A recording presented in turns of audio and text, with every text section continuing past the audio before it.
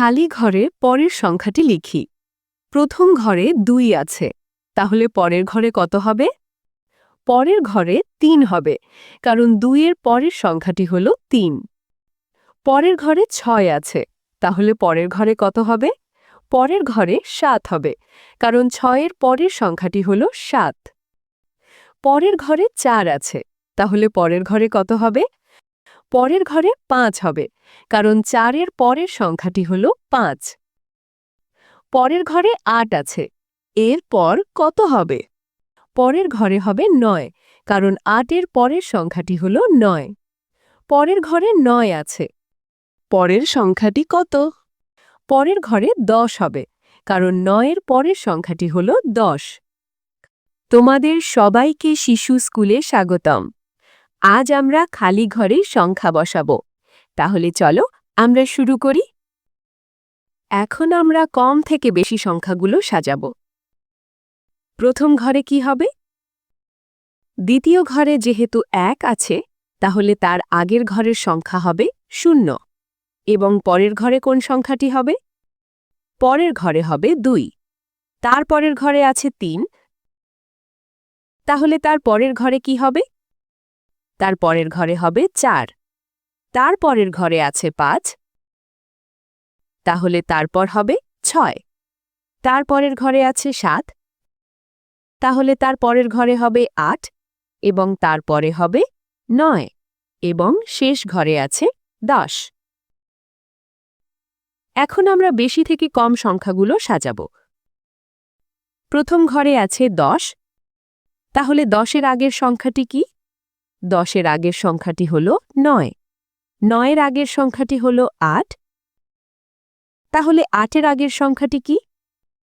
৮ এর আগের সংখ্যাটি হল ৭, তাহলে খালি ঘরে আমরা লিখব ৭। এবং ৭ এর আগের সংখ্যাটি হল ৬, তাই আমরা খালি ঘরে লিখব ৬। ৬ এর আগের সংখ্যাটি হল ৫, ৫ এর আগের সংখ্যাটি হল ৪, তাহলে আমরা খালি ঘরে লিখব ৪।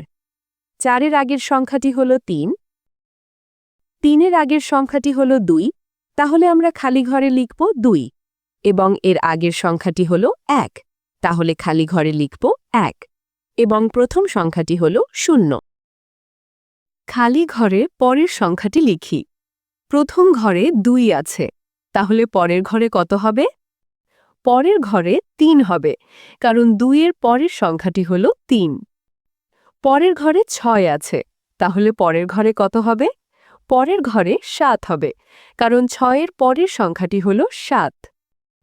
পরের ঘরে ৪ আছে, তাহলে পরের ঘরে কত হবে?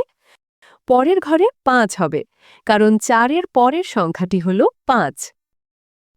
পরের ঘরে ৮ আছে, এর পর কত হবে? পরের ঘরে হবে ৯, কারণ ৮ এর পরের সংখ্যাটি হল ৯। পরের ঘরে ৯ আছে, পরের সংখ্যাটি কত? পরের ঘরে ১০ হবে, কারণ ৯ এর পরের সংখ্যাটি হল ১০।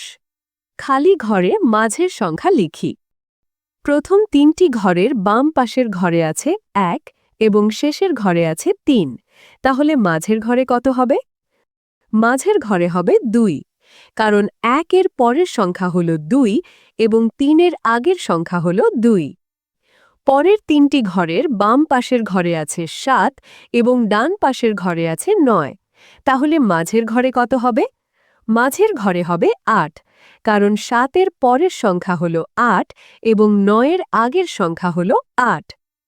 পরের ৩টি ঘরের বাম পাশের ঘরে আছে ৪, এবং ডান পাশের ঘরে আছে ৬, তাহলে মাঝের ঘরে কত হবে?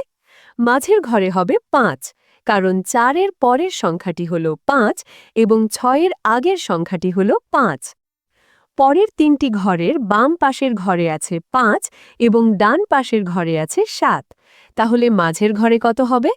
মাঝের ঘরে হবে ৬, কারণ ৫ এর পরের সংখ্যাটি হল ৬, এবং ৭ এর আগের সংখ্যাটি হল ৬। খালি ঘরে আগের সংখ্যা লিখি। দ্বিতীয় ঘরে আছে ২, খালি ঘরে আগের সংখ্যা লিখি। দ্বিতীয় ঘরে আছে ২, তাহলে এর আগের ঘরে কত হবে? এর আগের ঘরে হবে ১, কারণ ২ এর আগের সংখ্যাটি হল ১। এখানে আছে ৮, তাহলে এর আগের খালি ঘরে কত হবে? এর আগের খালি ঘরে হবে 7, কারণ 8 এর আগের সংখ্যা হল 7। এখানে আছে 4, তাহলে এর আগের খালি ঘরে কত হবে?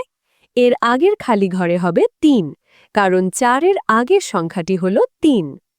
এখানে আছে 10, তাহলে এর আগের খালি ঘরে কত হবে? এর আগের খালি ঘরে হবে 9, কারণ 10 এর আগের সংখ্যাটি হল 9। এখানে আছে 6, তাহলে এর আগের খালি ঘরে কত হবে? এর আগের খালি ঘরে হবে 5, কারণ 6 এর আগের সংখ্যাটি হল 5।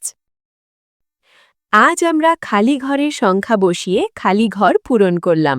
পরের ক্লাসে অঙ্কের নতুন বিষয় শিখব। সে পর্যন্ত ভালো থেকো। আল্লাহ হাফেজ। শিশু স্কুল, শেখা হবে আনন্দে।